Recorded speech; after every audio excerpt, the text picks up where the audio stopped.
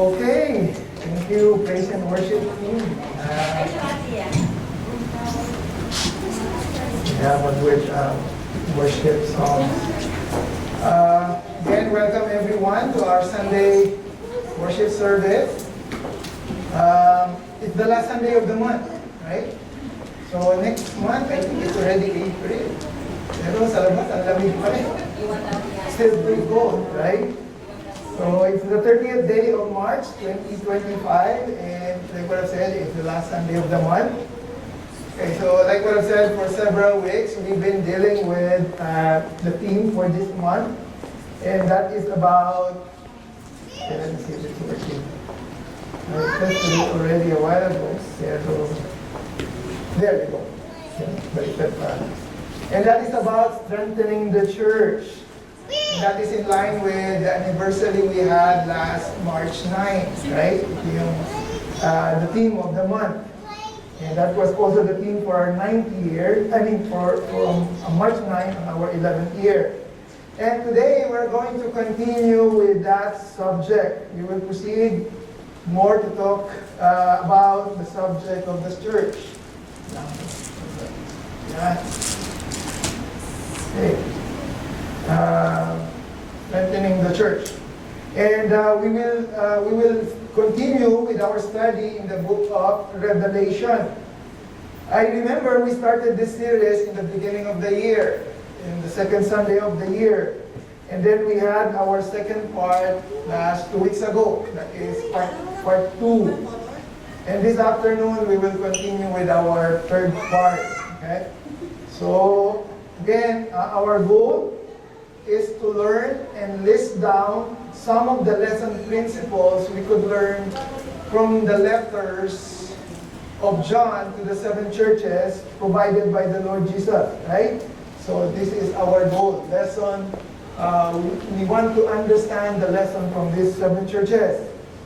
Again, the title of our message is unveiling the relevance of Revelation, and this is part 3.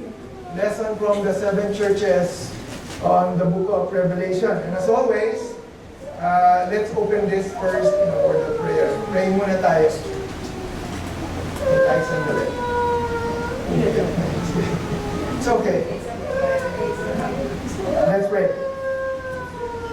Our Heavenly Father God, Lord, once again, we would like to thank you for today, for giving us, Lord God, this opportunity that we could gather together to praise you, to worship you, and also, Lord God, to listen to your message this afternoon.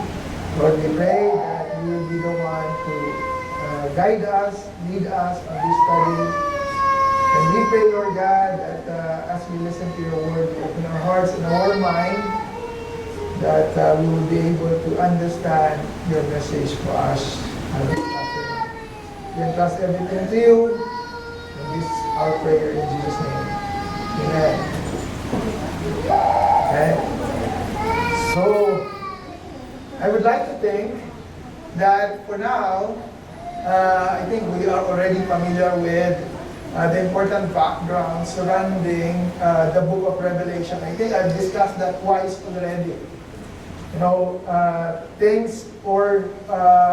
the things concerning about the study of the book, right? Some of the facts and problems. I remember I told you that a lot of people, they don't want to study the book of Revelation because of the fact that they feel intimidated. Nakakatakot daw. You know, they feel afraid reading it because it talks about tribulation and it talks about a lot of things concerning what will happen in the future. And also, I remember we also study or discuss about the reason why we study the book, you know, because it is important for us. And as I mentioned, this studying the book of Revelation help us understand the plan, the purpose of the Lord, right? And at the same time, on our end, it would give us encouragement so that we could be prepared with our future. And also, we have discussed the historical timeline and background Of course, we studied the things like who wrote it, when was it written, why was it written. But again, I'm not going to go details with that because I remember we discussed that twice already. Also, last time, we understand the way the book was structured. Remember? I think I've shown this to you and I already posted it again because I want us to see, where we stand at this study. So we're only studying Revelation chapter 1 to 3. And we're not going to study 6 to 22. Maybe some other time. Ang concentration natin today, the concentration is only on chapter 1 up to chapter 3. And I remember this was the three things that John has to write down, right? The things of the past, based from verse 19. Things of the past, things of the present, and things that are what to come, right? So those are the three divisions of the book of Revelation. And as I mentioned, I'm not going to go back in details, but if you like to review some of those details, you could just simply watch the recorded videos that we have and we post it on our Facebook channel or YouTube. But for now, we will start only from the actual letter written to the 7 churches. And I would like to start it by reviewing the letters that we have for the first 3. The lesson from the 7 churches. Again, ito yung concentration natin for today. Lessons for the 7 churches in the book of Revelation. Starting with the first letter. Remember, the letter given to the church of Ephesus. Right? I remember we talked about a few things regarding the letter addressed to the church of Ephesus. First one is about the place, right? So they are famous as a religious and cultural and economic center of the region. They are notable pagan temples that are built surrounding the city. Okay, so yun yung kanilang city. They are known for that. Also, we have discussed the people, right? The people living in the city of Ephesus. We said that they were diligent, hardworking, and they're showing persistence in their ministry. They remain committed to the truth, and they did not shy away from confronting false teacher. Okay, so yun yung kanilang admirable qualities. And they were also commended by the Lord regarding their sound commitment to sound doctrine and their resistance to evil. Right? They were strong and vigilant in their efforts in guarding the church against falsehood. Yun yung kanilang qualities, yung qualities ng Ephesian church. And the thing is, despite of that, the Lord has some concern about them, right? Because while their actions were praiseworthy, their passion for the Lord had faded away. Remember the problem, the concern? Sabi doon, that they have left their first love to God. So that was the issue concerning the church of Ephesus. And we also understand that they were prescribed by the Lord to remember, repent, and renew their commitment. And that's the reason why, as for our first lesson from the book of, from the church of Ephesus, he said that the lesson was to rekindle our first love. So yun yung ating, that was the lesson we have for the church of Ephesus. And secondly, we also studied the letter to Smyrna, right? Similarly, we talk about the place or the city of Smyrna. They were beautiful and proud city. They are center of learning and culture. They are a great trade city. They are wealthy and they are a commercial place. They are wine trade. They are known for wine trade. And historically speaking, they were also deeply committed to idolatry, especially in the worship of Roman emperor. Not only on idols, but also Roman emperor. There is a famous street in Smyrna called the Golden Street. And in this area, they worship pagan gods, but at the same time, they are also worshiping the Roman emperor. So they were idolatrous city. In fact, Smyrna won the privilege over 11 cities to build the first temple to worship the emperor Tiberius Caesar. Smyrna is considered the leading city in the Roman cult of emperor worship. Okay? And we talk also about the people inside the church. They were in spite of the problem that is arising inside the city, they have shown perseverance and strength amid several trials.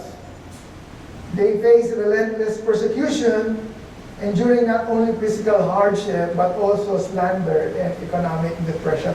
I remember this is where I told you where if they do not follow, yung kanilang mga gamit, all their belongings will be sequestered. Yeah. And they were also commended by the Lord here, that despite of their poverty, physical poverty, the Lord said that they were rich spiritually. In the eyes of God, they were abundantly strong and blessed.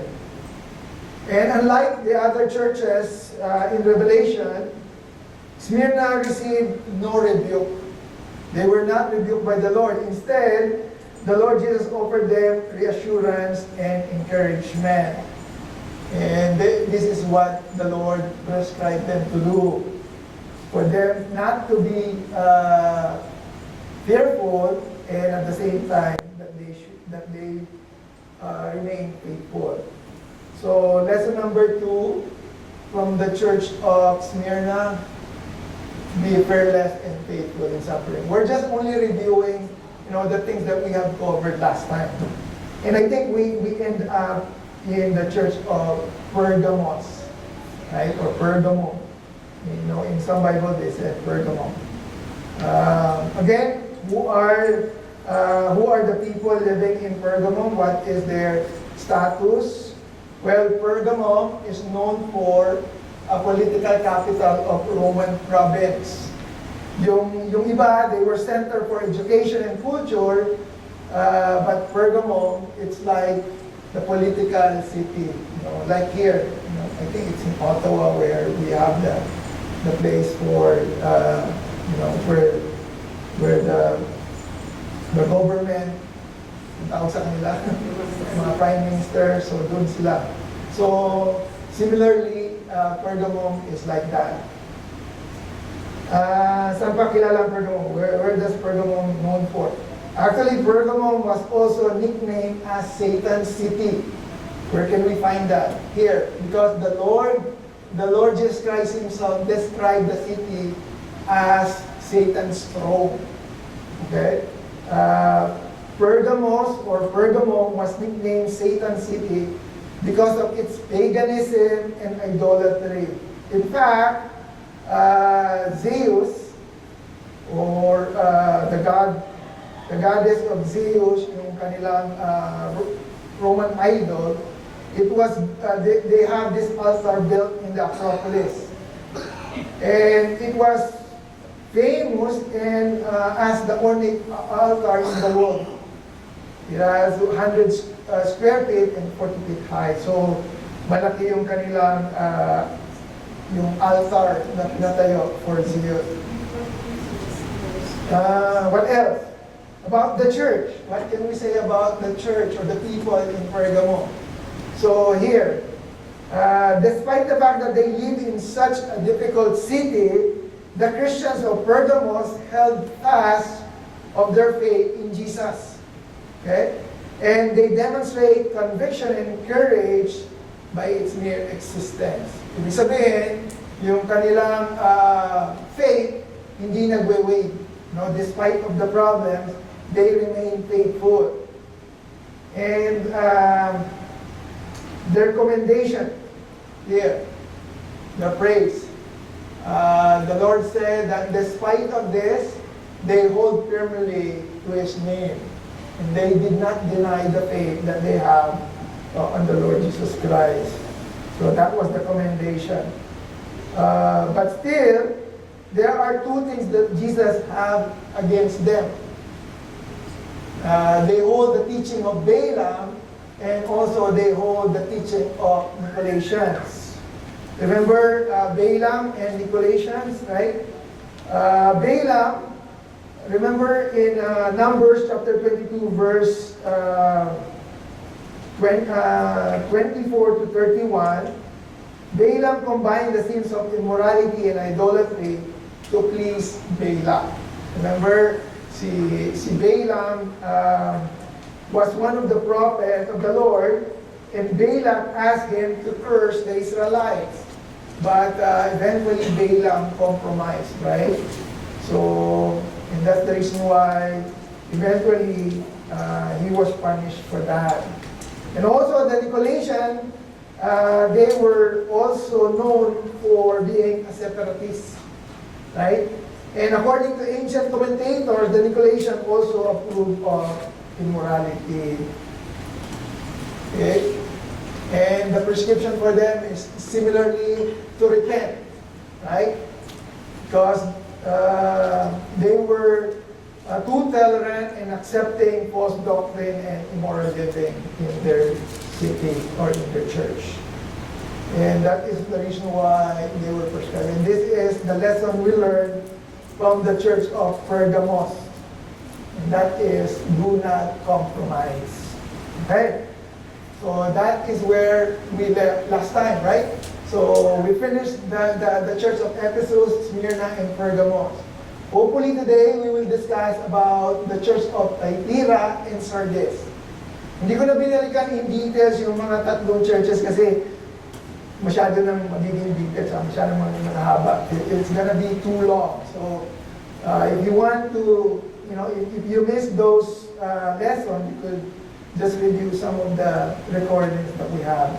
But for today, I'd like to focus on Thyatira and Sardis.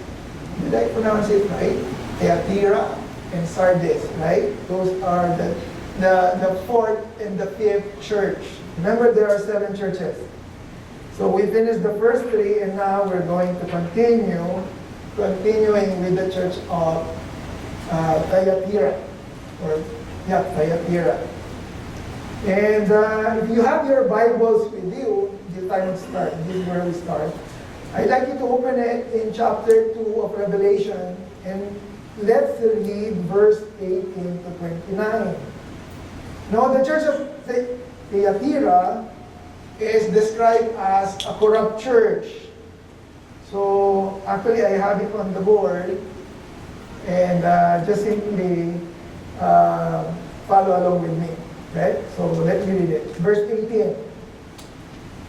And to the angel of the church in Thyatira write, the Son of God, who has eyes like a flame of fire and feet like burnished bronze, says this, I know your deeds and your love and faith, and service and perseverance, and that your deeds of late are greater than at first. But I have this against you, that you tolerate the woman Jezebel, who calls herself a prophetess, and she teaches and leads my bondservant astray, so that they commit sexual immorality and eat things sacrificed to idols. I gave her time to repent, and she does not want to repent of her sexual immorality. Behold, I will throw her on a bed of sickness, and those who commit adultery with her into great tribulation, unless they repent of her deeds. Verse 23, and I will kill her children with plague, and all the churches will know that I am he who searches the mind and the servants, and I will give to each one of you according to your deeds. Okay, so that was Revelation chapter 2, verse 18 to 20. And then we'll just read the succeeding verse later. So again, let's see some background about this church or this place. Okay, about the place in Thyatira. Okay, so Thyatira, they were the smallest and the least important city compared to the 7 churches. Compared to the 7 churches, they are the smallest. Also, according to history, there is no historical record of political and religious persecution in this city. Unlike the other city, there is always persecution. But here, since they are so small, there is no recorded history about that. Also, they are a center for trade and business. Okay? And they are famous for manufacturing purple dye. When we say purple dye, it represents royalty. Right? Yung mga sinusuot ng mga royalty during those times. If it's purple, it means it's a symbol of wealth. And that city is known for that. And also, this city possesses more trade guild. When we say trade guild, how can I explain trade guild? It is like an organization of traders. Okay? Yung mga, yung mga nagtitrade. So they have this groups or organization within that city. So they are well known for that, okay, compared to other cities. And this is the city that Jesus is addressing here, right? And how did the Lord introduce himself? Says there, the Son of God who has eyes like flame of fire and feet like burnished bronze. So it is the Lord Jesus Christ who is speaking here. I highlight that word, Son of God, right? Because basically the Lord is simply emphasizing His own very nature. Remember when in the New Testament, when you said, you are the sons of thunder, it basically referring to that you have the nature of being like thunder. Diba? Remember si John and James, they were called sons of thunder kasi para silang, they were like, they were like thunders. Magulo sila, parang gano'n. They have the very nature of thunder. And even in the Old Testament, when you say that you are the son of the sorceress, it means that you are representing your parents as the sorceress. So here, the Lord Jesus Christ is saying, I have the very nature of God. So that is how He introduced Himself. And also, He used the word eyes like flame. And this represents the idea that Jesus has the eyes that look with penetrating judgment. So yun yung meaning nun. That is the meaning of that statement. Eyes like flame and feet like brass or bronze. This basically represents His steadfastness and unmovable strength. Okay? So when the Lord Jesus Christ introduced Himself, He introduced Himself as He is the Son of God, and He has the eyes of a penetrating judgment, and at the same time, He is strong and unmovable. So that is how He introduced Himself to this city, the city of Thyatira. And what is the connection of His introduction to this church? Later on, we will find out. Now, let's talk about the people here. This is what the Lord said about the people living in Thyatira. He said, I know your deeds and your love and faith and service and perseverance, and that your deeds of late are greater than the pearls. So this is the qualities of those people living inside the church of Thyatira. They have those admirable qualities. They are lovable, faithful, they are serving, and they are also they have this character of perseverance. Despite Thyatira was the smallest and least significant city among the 7 cities, remember, sila yung pinakamaliit, remember they are the smallest one, yet they were not hidden to Jesus. What did the Lord say? I know your deeds. So what does this tell us? This tells us that even though we are small, even though we are less, God knows who we are, right?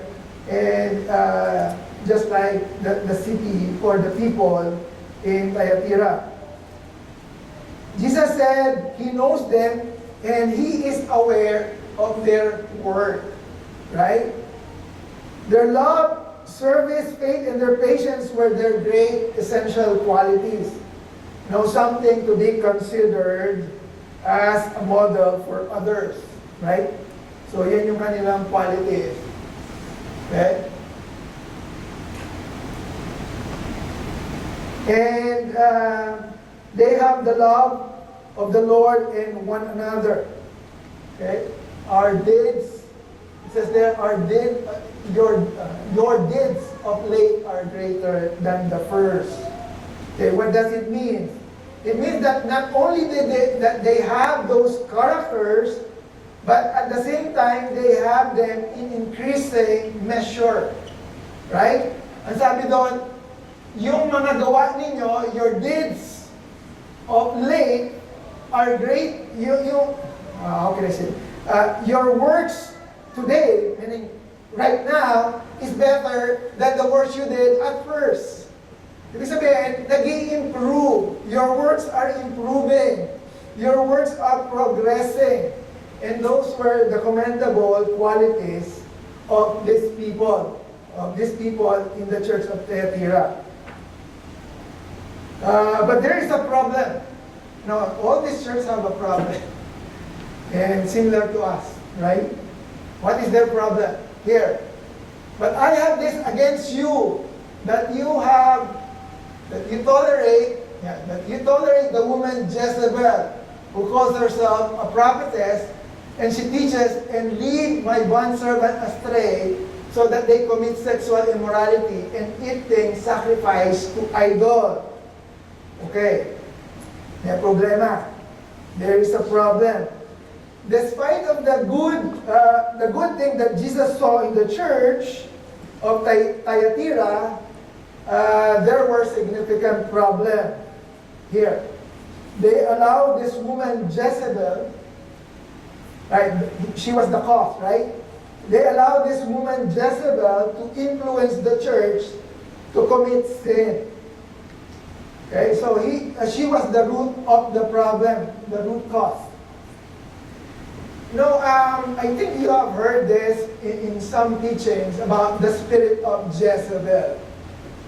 I don't know if you are familiar with that, but the name Jezebel had a powerful association. If you call someone as Judas, pag tinawag kang Judas, right? When someone calls you as Judas, it has a negative connotation, right? Or if someone calls you like, you look like Hitler, it has a negative impact on your character. Similarly, it is the same thing when someone called you Jezebel. Okay? Because Jezebel have this negative connotation. It connotes bad impression. In the Bible, in the Old Testament, Jezebel, especially in the Old Testament, Jezebel was the most evil character woman in the Old Testament. she attempted to combine the worship of Israel with the worship of idol Baal. Jezebel herself had the most unenviable record of evil.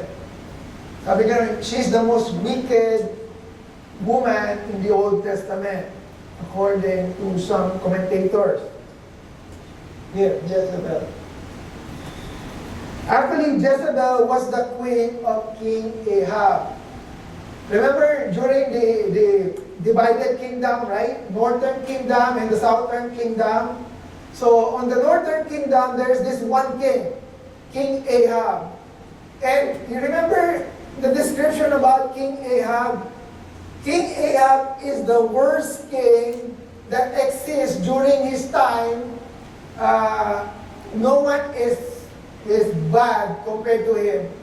Up to his time, he's the worst king. Imagine the worst king marrying the worst queen, which is Jezebel. Okay? When you combine the worst king and the worst queen, you have it all, right? Perfect combination, sabi nila. What are the things that she did? Like what I said, she attempted to combine the worship of Israel to the worship of Baal. So, kinumbine niya yung worship of the Israelites and the worship of idols. Jezebel herself had the most evil record. Okay? She worshipped Baal. And we could find this in 1 Kings chapter 16, verse 31. We're not going to those passage.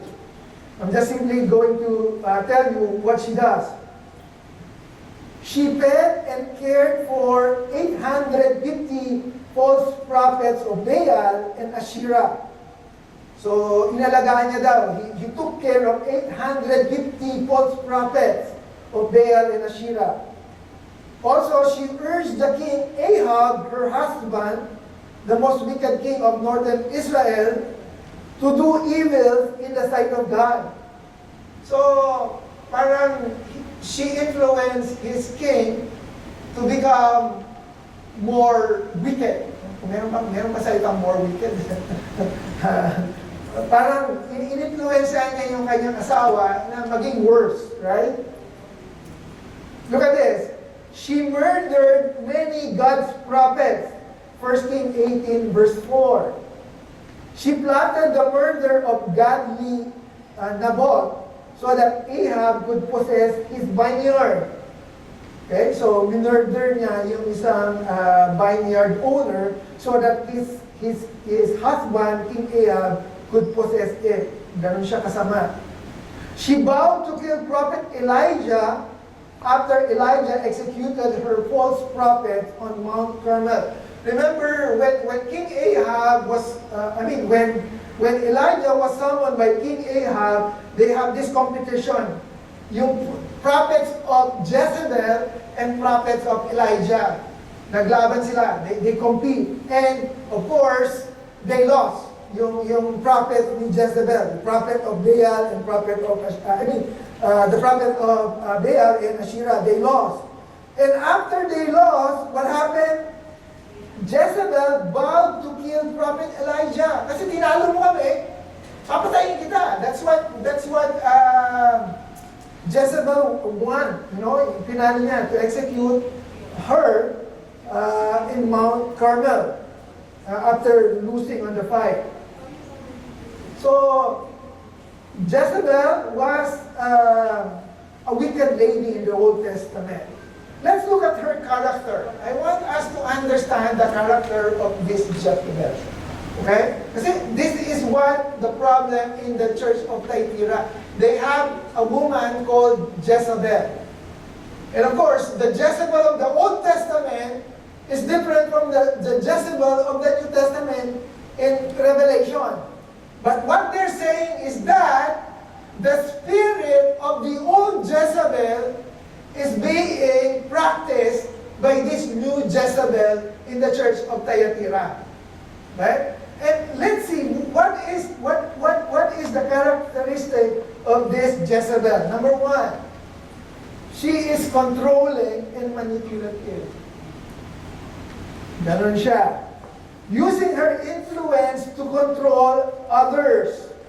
He hates being told no and she refuses to lose. Yun yung character ni Jezebel. She doesn't want to lose. And she doesn't want to be rejected. Everything that she wants to accomplish. She's very manipulative, right? What else? She's controlling and manipulative. What else? She is idolatrous and unrighteous, promoting and participating in practice that are seen as ungodly. Remember, she is a prophet. In the Old Testament, she was the prophet she was the queen who supported the idol Baal and Asherah. Okay? What else? What else is her character? She is a persecutor and oppressor. Okay? Suppressing and persecuting those who oppose her.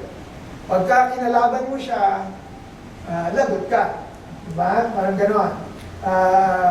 She would persecute you. Remember, even the prophets of God, she was hunting them down. Kinakalaban niya. She was even fighting with the prophets of God. What else? I want you to look at this, right? Because baka yung katabi ninyo, have the spirit of Jezebel. We'll see. What else? Uses seduction and deception. Okay? What does it mean?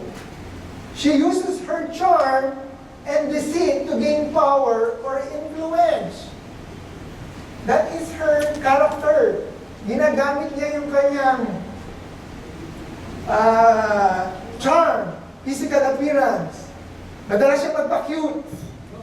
Okay? Madalas siya magpaganda. Para makakit ka niya. There's such thing like that. What else? Here. Non-submissive and prideful. What do you mean by non-submissive? Even his husband, King Ahab, doesn't know what she's doing. If you read the story of Jezebel in the Old Testament, she would just simply do whatever she wants. And she would not submit to his husband or to King Ahab. Okay? What else? Actually, like what I've said, she is non-submissive and prideful. Jezebel, or those Jezebels, they are firstly independent. She's independent and despises or hates authority, especially the male. Ayaw niya nagpapasakop sa lalaki. Okay? Especially the male. This is her character. What else? Pretentious and hates the truth. Okay? She does not care about the truth. She has no conscience. She is very religious. Listen to this. Jezebel is very religious. And listen to this. And weaponize the Word of God. In fact, they obey the Word of God to do evil. Pwede ba yun? No, it's possible that you would use the Scripture so that you could take advantage of what you want. It's possible. It's possible. And I'm telling you, this is the same problem that the New Testament church in Revelation is experiencing. Although the first Jezebel had been dead for 1,000 years, her spirit had, as it were, and found new life in this woman in Thyatira. She might even have been the leader or hostess of a church in that city. Possible, right? Remember the passage that we have read? What does it say there? Let me read it again so that Baka kasi hindi natin, we were not able to grasp it. It says here, but I have this against you, that you tolerate the woman Jezebel. Okay, so meaning this Jezebel is inside the church. Look at this. Who calls herself a prophetess. So this Jezebel who is inside the church calls herself prophetess. Okay? And what else? And she teaches and leads my bondservant astray so that they commit sexual immorality and eat things sacrificed to idol. So this Jezebel is inside the church and teaching bad things. So that, sabi doon, what does it say? That my bondservant, my workers, would go astray and they will commit sexual immorality and eat things sacrificed to idol, meaning compromise. Question: how many workers in the church have fallen because of Jezebel in our modern day? Ilang pastor na ang nahuli or fall into this kind of trap? Right? It happened. It happened. But this is the question, what did she advocate that lead her to being labeled as a horrid person? It's likely that she had exploited the commercial prosperity of Thyatira to justify and subsidize her immorality and that of her followers. Yun yung dahilan. That is one of the possible reasons why she was called Jezebel. That woman in the New Testament. Because she might have exploited the commercial prosperity. Okay? Listen to this. Commercial prosperity meaning he took advantage of the wealth of people, right? Inside the church of Thyatira, to justify and subsidize for what? For her immorality and that of her followers.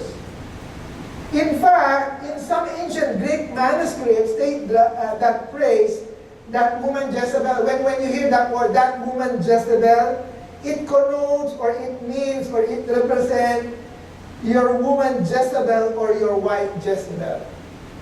Ganun daw ang ibig sabihin nun. And based on that, here in the book of Revelation, some people would like to think that Jezebel was either the pastor's wife or the pastor's woman, in a symbolic sense. Because remember, she was called the prophetess, right? She's a woman who calls herself prophetess. She's pretentious. In fact, she was the person who called herself. She was not called to be prophetess. She herself called herself prophetess, right? Self-proclaimed. She wasn't really a prophetess. She only claimed to be one. And the sad part is that people inside the church of Thyatira believe and receive her as what she claims to be. Sabi ng prophetess, or sabi ni Jezebel, I'm a prophetess. Wala naman lahat. They all believe. And that is the problem in the church of Thyatira. And this is what the Lord is saying. This is the thing that I am against you. Because Jezebel was immoral and ungodly. What makes you say is that, Pastor, that Jezebel is immoral? Because she leads God's servants to immorality. Sabi, that's what it says. She teaches sexual, here. But I have this against you, that you tolerate that woman Jezebel, who calls herself a prophetess. Look at this. And she teaches and leads my bondservant astray, so that they commit sexual immorality and eat things sacrificed to idols. So this person is a wicked person. She's a woman, sadly to say, but I'm not saying that it's only women who could do wicked things, right? But at this point, this is the Jezebel thing. I mean, That's why we're saying, oh, remember when, who was that? See, John the Baptist, they were saying, oh, he has the spirit of Elijah. Right? Though he was not Elijah, but this woman, she might not be the Jezebel of the Old Testament, but she might have the spirit of Jezebel in the Old Testament. Right? So we have to be aware. And this is what the Lord was saying. Right? That I have this against you. You tolerate that woman, Jezebel. So inside the church, we should not tolerate the spirit of Jezebel. And I have listed down her characteristics. She was pretentious. She was controlling, manipulative, idolatrous, unrighteous, persecutor, oppressor. She uses seduction and deception, non-submissive, prideful, pretentious, and she hates the truth. Or probably she hides the truth. Right? So Jezebel was an immoral and ungodly influence on others and led others into sin. She led others into immorality and idolatry. And I just hope and pray that we will not have a Jezebel in our church. But I mind you, they are out there. Kaya nga maraming hindi na humaling, nahuhulog. Diba? There are even some pastors who commit adultery, right? Because of this Jezebel. Right? So we have to pray for our workers. Okay? Pray for me, pray for our workers, for our men. Right? That they will not fall into the trap of Jezebel. And let's look at the condition here. Let's look at the condition. What is the Lord's condition? Or we seen the cause, right? The cause of the problem was Jezebel. And what is the condition during that time? Here, the Lord said, I gave her time to repent. Jezebel, apparently Jezebel, and she does not want to repent because she was prideful, right? She doesn't want to repent of her sexual immorality. And look at what the Lord said, behold, I will throw her on a bed of sickness. And those who commit adultery with her, those who indulge with her, look at it, they will fall into great tribulation. Unless they repent on her deeds, I will kill her children with plague. And all the churches will know that I am He who searches the mind and hearts. And I will give to each one of you according to your deeds. This is the condition that God has given to the church of Thyatira. That, what time is it? Oh, okay. Okay, so sorry, I got lost. This was the condition of the problem, right? So God has given them these conditions that they have to repent and that they should not indulge with her. Because if they indulge with her, they would also receive the punishment of discipline. Right? So there are two reasons why the Lord disciplined the church of Thyatira. Number one is for correction, right? So that they will return to the Lord. And number two, so that people will know. Look at that. And all the churches will know that I am He who searches the mind and the hearts. Right? So if we apply discipline in the church, don't think that we are being punished. Think that this is a way for us to set a good example. Right? And so that people will return to God. But if you do not want to be disciplined, this is not the church for you. All the churches will know that I am He who searches the mind and the heart. That is the reason why the Lord imposed discipline, right? And that was the condition. And what is the consequence?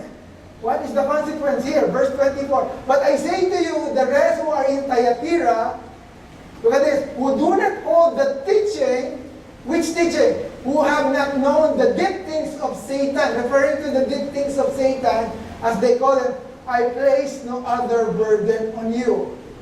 So, what is this passage telling us? This passage is telling us that Jezebel is teaching them the depths of Satan. And that is the reason why the Lord is saying, those who doesn't, those who doesn't rest on the teaching, those who do not hold the teaching. So meaning, there are some people who did not believe on the teaching of Jezebel. And for that, they will not be burdened. Right? So basically, if we read this passage, we could see the wickedness of Jezebel, right? She is unrepentful. I mean, she doesn't repent, and at the same time, she teaches the depth of Satan, the teaching of Satan. And she even led the people to immorality and, the compromise of eating sacrifice to idols. Okay, so more about Jezebel. She teaches and seduces people in the church to commit sexual immorality. She influenced the church to compromise by eating sacrificed things to idols.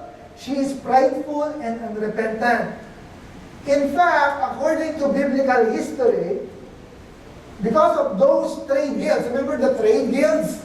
Yung mga trade guilds, when we say trade guilds, ito yung mga organization ng mga nagtitrade, okay? Mga samahan ng mga nagtitrade. We have that, right? In Thyatira, the sexual immorality and the eating of things sacrificed to idol was probably connected with the mandatory social occasion of the guild. Okay? Possible, Christian was invited to the monthly meeting of the Goldsmith Guild, and the meeting was held in the temple of Apollo. Here, Jezebel would allow or encourage the men to go, perhaps even with the use of prophetic word. And when the men went into it, he fell into immorality and idolatry. So ginagamit, dahil nga maraming mga organization inside that city, they used Jezebel to encourage the men to come and join and be part of that sexual immorality and compromise. And listen to this, the draw to the guilds in their meeting was powerful. No merchant or trader could hope to prosper or make money unless he was a member of those trade guilds. Kung hindi ka member ng mga asosasyon nila na nagte-trade, na nagbebenta, then you would not have the opportunity to earn more money. Nonetheless, Christians were expected to stand in the face of this kind of pressure. Actually, one ancient Christian named Tertullian wrote about Christians who made their living in trades connected to pagan idolatry. Listen to this, kasi we could somehow see this happening today. It says here, there was a painter who finds work in pagan temples. So they were painting, pagan things, right? Yung mga idols. There were some sculptors who might have hired to make statue of pagan gods. And they would just justify this by saying, this is my living and I must live. Remember, yun yung kanilang what do you call it? That is what they're reasoning. I'm doing this because I need to live. I need to paint this, this image of this idols and come up with this structure. But you know what that Tertullian Christian person replied? And sabi niya, so, do you have to leave? Right? Parang he was questioning whether that person needs to leave. Meaning to say, we don't have any reason at all to do things like that just for our living, right? What makes you say that, Pastor Del? Because a lot of people nowadays, just in order to find living, sometimes they would compromise, right? Oh, nagbebenta lang naman ako ng sigarilyo that should be fine. Hindi naman ako ang nagsisigarilyo I'm not the one who's doing the smoking. I'm just only selling the cigarette. Well, I'm just only a staff in a marijuana store. I'm not the one, who's taking it. But this is basically the same thing. you are supporting and compromising. Right? So that is what's happening in the church. Some of them have learned the deep things of Satan. So what is the prescription of the Lord? Ano yung prescription of the Lord? So bigyan nyo lang konti. Hindi ko na siguro matatapos yung pangalawa. But this is the prescription. But I say to you, the rest who are here in Thyatira, who do not hold this teaching, who have not known the deep things of Satan, as they call them, I place no other burden. But what's the prescription? Nevertheless, what you have, hold firmly until I come.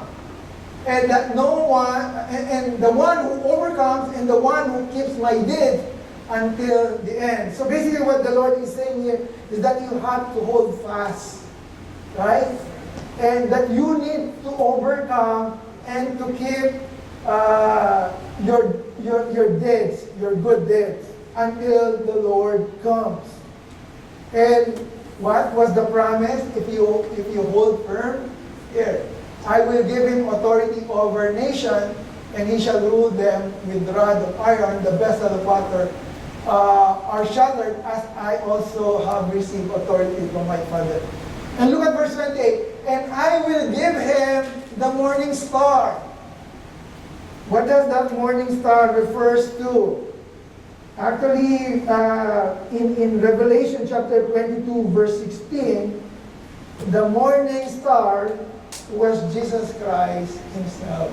Basically, the Lord is saying, I will reward you with my presence. Jesus offered them a reward greater than the kingdom. He offered them the reward of himself. Right?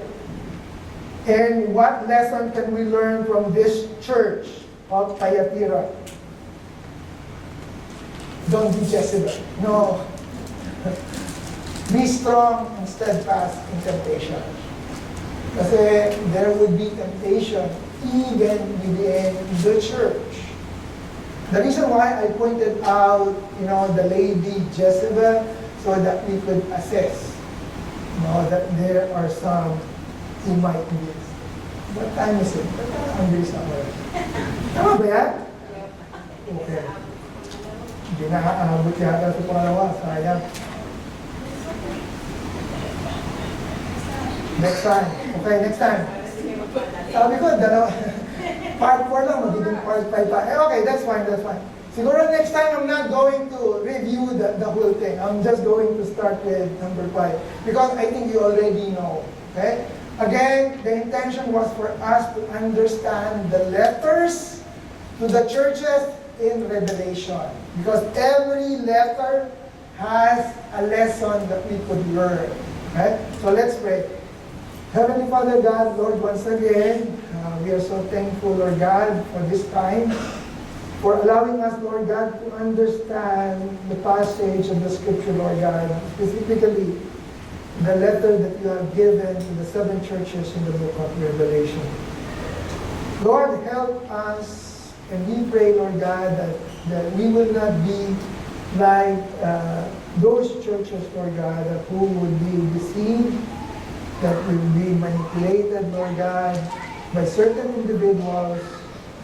And Lord, we pray that you would give us the strength and the courage, Lord God, to stand against temptation, Lord God. Help us, Lord, to discern the things that are not right and live according, Lord God, to your will. Lord, thank you for the example that you have given us from the church of Thyatira. And we pray, Lord God, that the lessons that we have learned from them, Lord, will be something that we could apply in our church. Lord, once again, we thank you and we give back all the glory to you in Jesus' name. Amen.